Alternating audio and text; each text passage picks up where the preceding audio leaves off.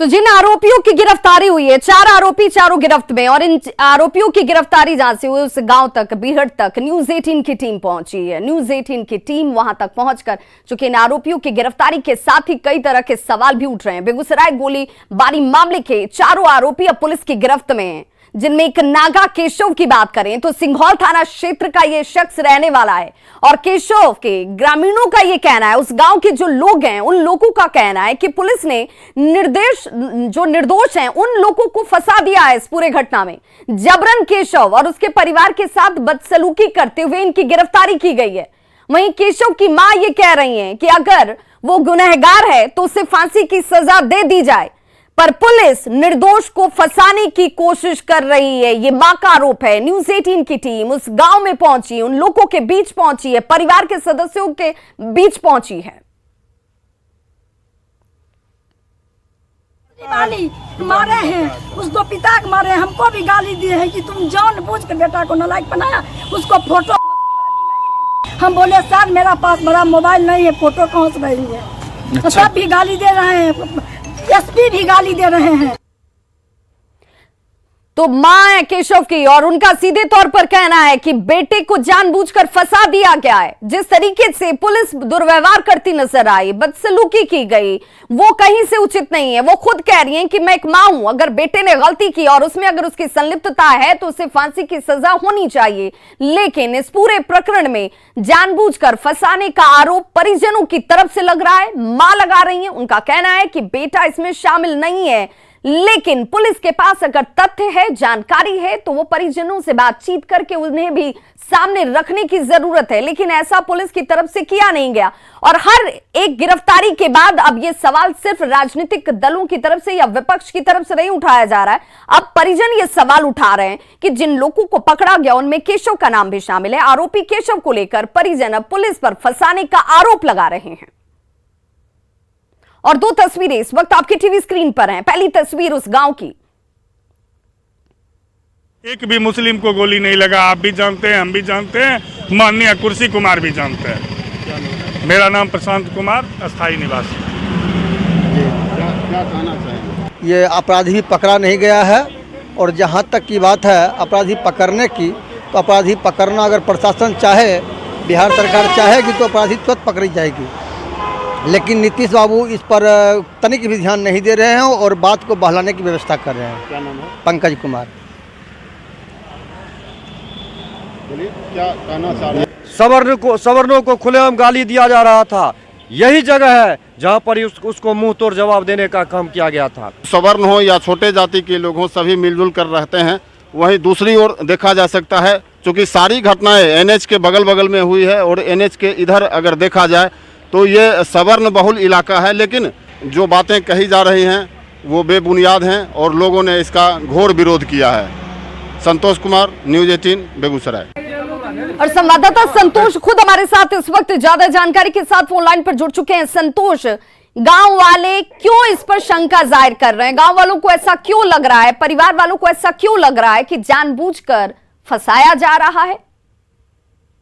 जी देखिए, जैसा कि हमने परिवार वालों से बात की है तो उन लोगों का कहना है जो पुलिस के द्वारा जो है इन लोगों को फंसाया जा रहा है, क्योंकि परिवार वालों के द्वारा एक सीसीटीवी फुटेज भी जो दिखाया जा रहा है उसमें तकरीबन 5:45 संध्या, जो पुलिस के अनुसार घटना का समय है 5 बजे से संध्या से लेकर 5:35 तक, लेकिन 5:45 में जो है उक्त युवक को एक होटल के किनारे बैठा हुआ दिखाया जा रहा है परिवार के सदस्यों का। तो उन लोगों का कहना है अगर पहली घटना बछवाड़ा में हुई और सबसे अंतिम घटना ये चकिया थाना क्षेत्र में हुई, कुल मिलाकर दूरी जो है लगभग 35 किलोमीटर की दूरी है, 40 मिनट का समय व्यतीत हुआ है।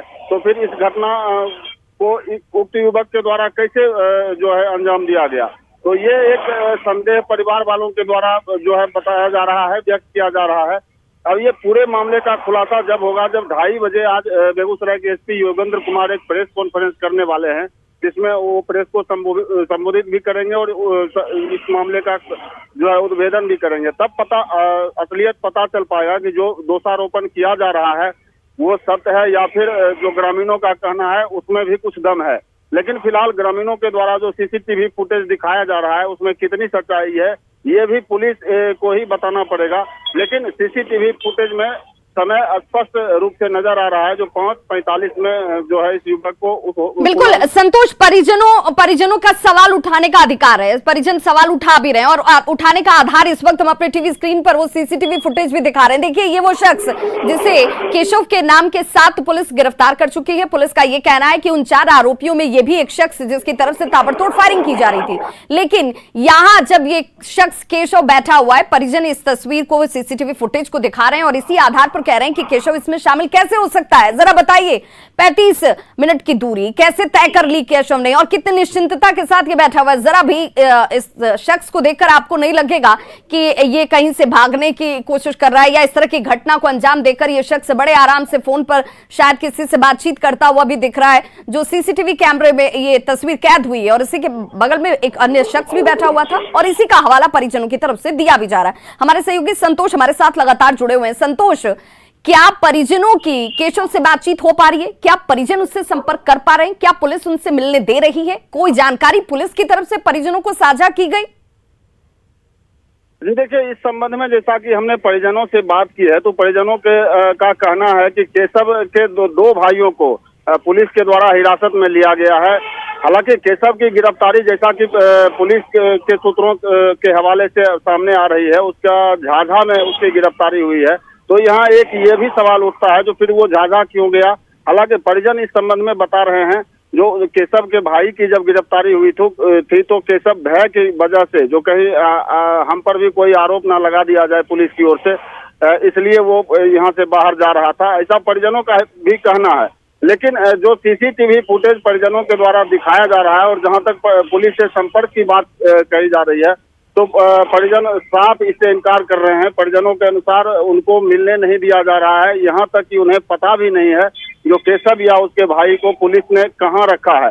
फिलहाल ये पूरी बात जो है, पूरी घटना का उद्भेदन तभी हो पाएगा जब एसपी प्रेस कॉन्फ्रेंस के बाद सारी बातों की जानकारी प्रेस से साझा करेंगे। बिल्कुल संतोष, जरा ये भी जानना इस बीच जरूरी है क्योंकि हम दोनों तस्वीरें दिखा रहे हैं। एक तस्वीर जो कि परिजनों की तरफ से ही सामने लाई गई सीसीटीवी फुटेज है जिसमें केशव नजर आ रहा है बैठा हुआ और उसके बाद उठकर यहाँ से चला जाता है। वहीं दूसरी तस्वीर जो पुलिस की तरफ से जारी की गई है।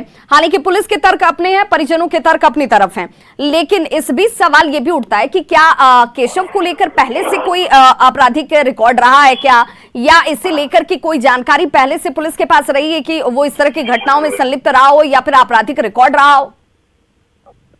जी देखिए, इस संबंध में हमने जानकारी जुटाने की कोशिश की थी। हालांकि पुलिस की ओर से अभी कुछ नहीं बताया गया है, लेकिन हमें जो अपने सूत्रों से हवाले से पता चला है उसमें केशव का छोटे मोटे 1-2 वारदात में संलिप्तता बताई गई थी और कोई बहुत बड़ी वारदात नहीं थी।